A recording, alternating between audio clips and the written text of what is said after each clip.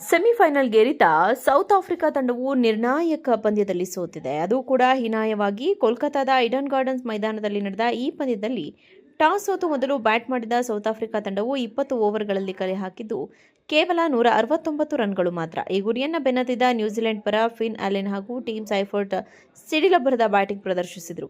ಈ ಮೂಲಕ ಮೊದಲ ವಿಕೆಟ್ಗೆ 117 ರನ್ ಪೇರಿಸಿದರು. ಅಷ್ಟೇ ಅಲ್ಲದೆ 12.5 ಓವರ್ಗಳಲ್ಲಿ 173 ರನ್ ಸಿಡಿಸಿ 9 ವಿಕೆಟ್ಗಳ ಜಯ ಸಾಧಿಸಿದರು. ಈ ಗೆಲುವಿನೊಂದಿಗೆ ನ್ಯೂಜಿಲೆಂಡ್ ಫೈನಲ್ಗೆ ಪ್ರವೇಶಿಸಿದರೆ ಸೌತ್ ಆಫ್ರಿಕಾ ತಂಡ ಟೂರ್ನಿಯಿಂದ ಹೊರಬಿದ್ದಿದೆ.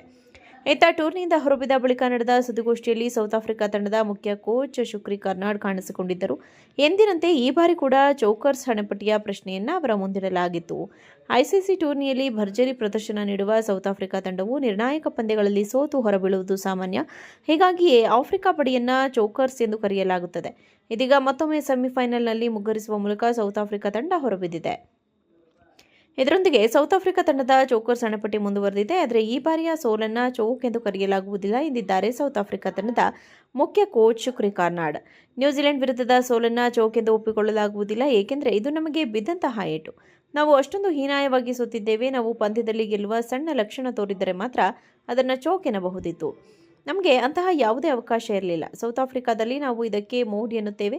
ಇದು ನಮಗೆ ಸರಿಯಾದ ಸ್ನಾಟ್ ಕ್ಯಾಪ್ ಆಗಿದೆ. ಆದರೆ ಸೌತ್ ಆಫ್ರಿಕಾ ಭಾಷೆಯಲ್ಲಿ ಸರಿಯಾಗಿ ಒದೆ ತಿಂದಿದ್ದೇವೆ, ಒದ್ದು ಹೊರ ಹಾಕಿದ್ದಾರೆ ಎನ್ನುತ್ತೇವೆ.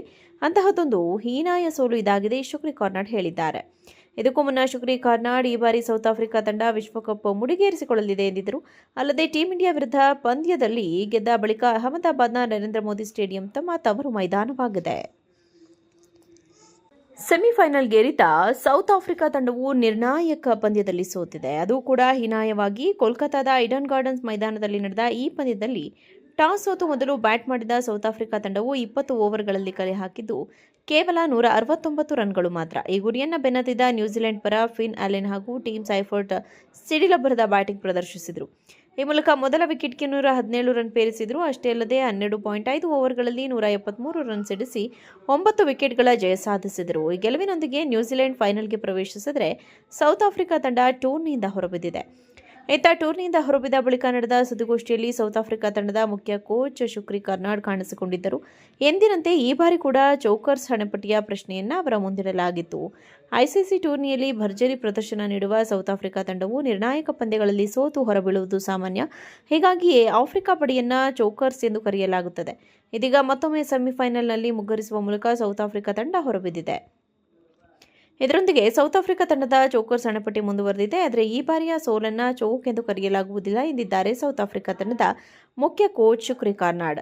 ನ್ಯೂಜಿಲೆಂಡ್ ವಿರುದ್ಧದ ಸೋಲನ್ನು ಚೋಕ್ ಎಂದು ಒಪ್ಪಿಕೊಳ್ಳಲಾಗುವುದಿಲ್ಲ, ಏಕೆಂದರೆ ಇದು ನಮಗೆ ಬಿದ್ದಂತಹ ಏಟು.